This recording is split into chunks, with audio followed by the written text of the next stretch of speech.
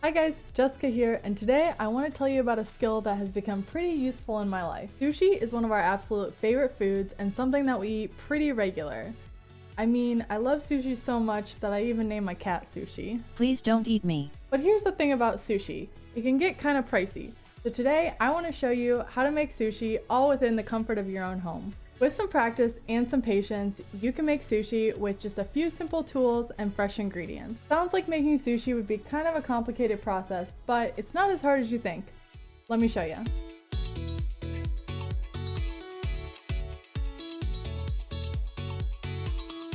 Alright, so today we're going to make 3 types of rolls. A spicy tuna roll made with tuna covered in a sriracha and mayo sauce, a Philadelphia roll made with cream cheese and smoked salmon, and finally, a veggie roll for those who may not like raw fish or who can't eat fish due to diet restrictions.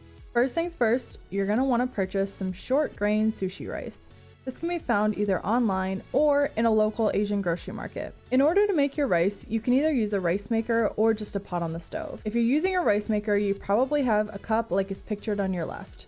You're going to want to make sure you measure a little differently than if you're measuring with a typical measuring cup. A rice maker cup actually only equals about 3/4 cup of a normal measuring scoop. So make sure if you're cooking with your sushi rice in a pot that you follow the ingredients listed on the package. For today, however, I'm going to show you how to use a rice maker. I'll link my favorite rice maker in the description below. With sushi rice, you'll need to rinse it off in order to remove the excess starch. Go ahead and rinse your rice 3 to 4 times until the water runs clear. Allow the excess water to drain in a bowl for an additional 15 to 30 minutes. We want to make sure that there's not a lot of excess water in the rice. Then go ahead and add your rice to the rice maker and fill it with water to the corresponding cup measurement. We use 3 cups of rice, so we will fill it up to the 3 mark line.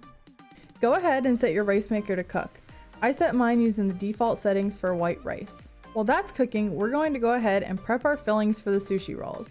But first, we have to make sure that we have a sharp knife. To do this, grab a honing steel. Steel ensures that your knife is straight and sharp, which will be super important for all the cuts we're making today. Cucumber is a popular filling for many sushi rolls. First, cut off the ends and discard. I like to use the 4-finger rule to measure how long the cucumber should be cut. Using this method, 2 slices of cucumber fit perfectly in one sushi roll. So from here, we're going to julienne, meaning thinly slice our cucumber. I like to use English cucumbers since typically they have less seeds. Either way, you're still going to have to cut out some of the seeds, so make sure you do this during the process. Depending on the roll you're making, you might want thicker slices like the one shown here. Or if you're more of a fan of thin slices of cucumber, go ahead and continue to julienne the cucumber into thin matchsticks.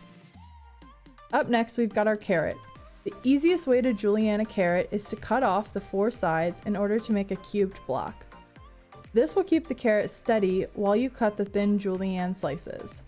First, slice off thin strips of carrot, then cut them into matchsticks. We will mainly be using this carrot for veggie sushi rolls, but feel free to add it to other rolls if you'd like a nice crunch. Go ahead and set those to the side, and then up next we'll move on to the avocado. I love adding avocado to sushi because it adds a nice creamy bite. Make sure to be delicate when you're handling the avocado because it can easily be smushed. You first want to remove the pit and peel the skin of the avocado. Don't worry if there are any imperfections in it, you won't even really be able to notice. Having a sharp knife will really come in handy when cutting the avocado.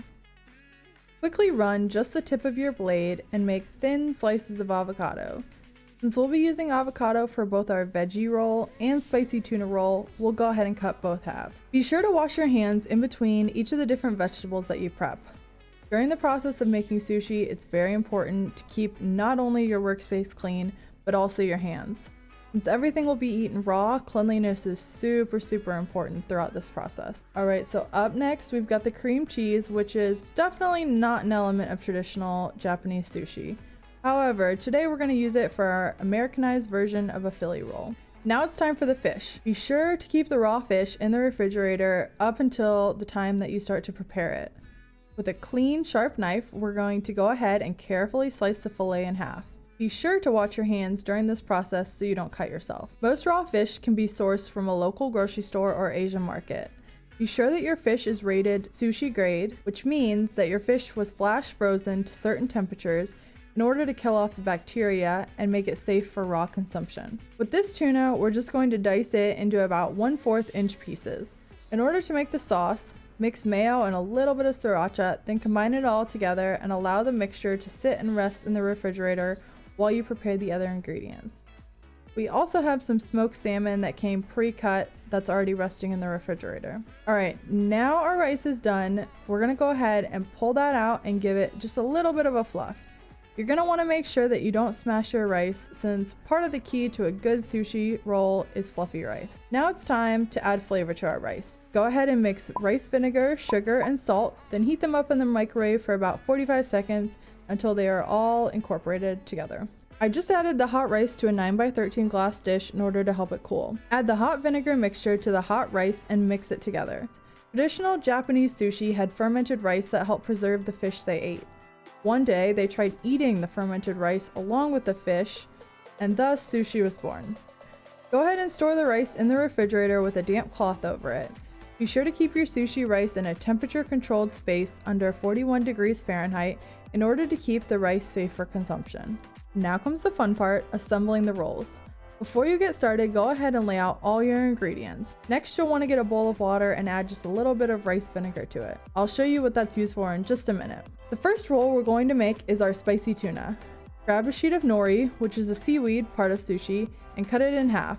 You'll only need 1/2 for each sushi roll. Place the nori shiny side down on the edge of your rolling mat covered in plastic wrap. Dip your hands in the rice vinegar water to help prevent the rice from sticking to your hands. Grab about 3/4 cup of rice and gently press it to the nori. Make sure that you don't flatten the rice too much so it still tastes nice and light and fluffy. From there, add in your spicy tuna. At this point, you may be tempted to really overstuff your roll, but make sure that it's not too full so it still wraps properly. From there, add in a few slices of avocado. To roll the sushi, grab the edge of the nori in the rolling mat. Fold the nori over until it touches itself. Continue rolling until a complete roll is formed. Squeeze gently, but still firmly enough that it forms together. You might need to adjust the sushi roll and give it a little extra squeeze in order to fully seal the roll. We'll go ahead and set the entire roll to the side in the refrigerator until we are ready to cut it. Up next, we've got our Philadelphia roll. At this point, you know the basic steps that we're going to take. With each roll and more practice, you'll continue to get the hang of how to roll the sushi. For this roll, we're going to put the rice on the outside, so it's going to look a bit different. Once you lay the rice down, you can add either black or white sesame seeds to add just a little bit of a pretty touch to the roll. Sprinkle the seeds on and gently press them into the rice to make sure they stick. Then, flip over the roll and assemble your ingredients on the other side. We're going to use our smoked salmon as well as cream cheese and cucumber.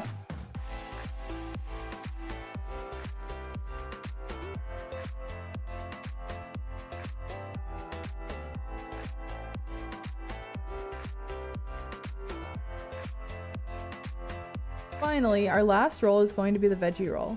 Remember to dip your hands into the vinegar water solution each time before you add rice to a new roll. Feel free to substitute which veggies you place in the roll. If there are ones that you'd prefer, you're welcome to go with those. This time around, we're going to go with white sesame seeds for the roll just to give it a little bit of a different look. We're using avocado, carrot, and cucumber for this last roll. You can repeat this process for as many rolls as you would like to make. Each sushi recipe makes about 4 rolls, so you can scale up from there.